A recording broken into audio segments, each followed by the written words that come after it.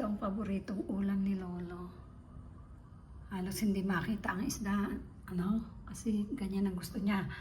Kamatis lang at saka yung siling haba at asin ang sahog. Malasang-malasa na yan. Ganyan ang gusto niyang luto. Mamahalin ng isdang yan, nakalimutan ko ng tawag. Sayang, hindi ko pa napicturan muna bago ko inilagay. Anyway, ipapakita ko na lang ulit sa inyo pag naluto na siya. Ayan na. Mahina ng apoy para hindi siya mabigla. Ayan. Okay. Ayan. Takpan ko na siya. Sabi ko, ang laki ng lutuan. Ay, malaki nga pala ang kailangan kasi puno siya ng kamatis. 5 malalaking kamatis yan at 6 na sili. Bakit 6? Kasi kada kain niya ng isang piraso, gusto niya may sili.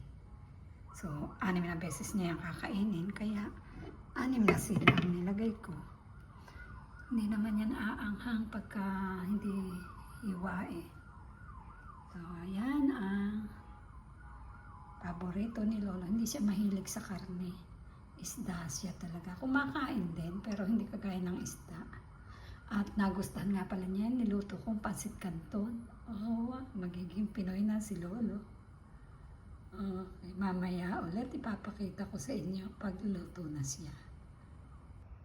Iwanan muna kita, fish ha. Mag-shower lang ako ng mabilisan habang wala si Lolo. Isara ko muna itong pinto namin. Ilak. Alam niyo ba paggabi, hindi ko ito na-i-check. Nakakatulog kami ng bukas ito. Bagay, nasa 19th floor naman kami. Walang basta makakapasok ng magnanakaw. Pero maski na. Buti, hindi niya na-check. At ako naman ay mag-shower muna. Okay. Susi ako dito, ha? Sa bata na akong paliguan, di ba?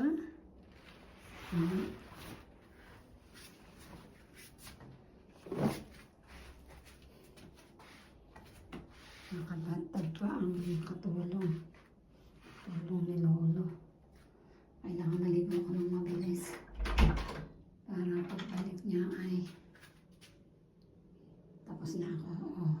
Mamaya ulit. Papasahan ito dito. Dito ka. Pantuyo ko yun sa lababo eh.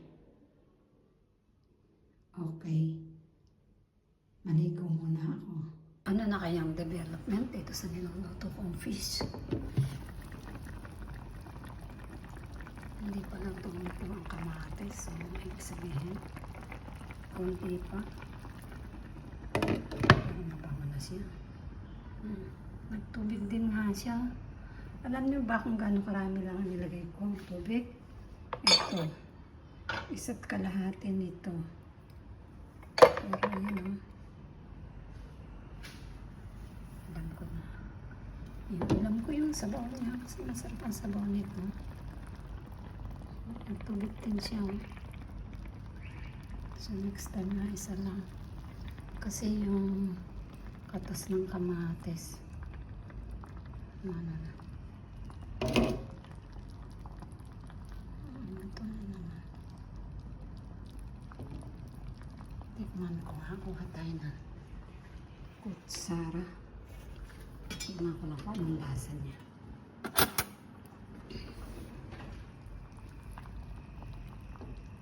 Sabi ni Lolo, ang sarap daw nito. Pinakamasarap daw sa lahat ng isda. Malaman.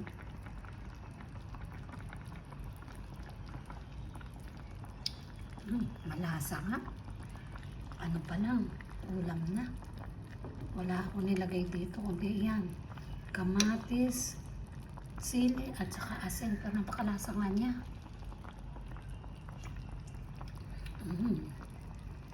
Kaya pala naman. Magsasain ako. Para kanin ko. Wari ko iluto na to. Diba? Tignan ko ang kapiraso dito.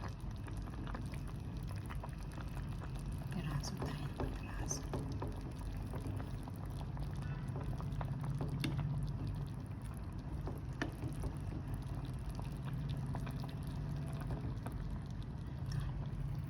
Gumawa ako ng kapiraso. Titikman ko siya.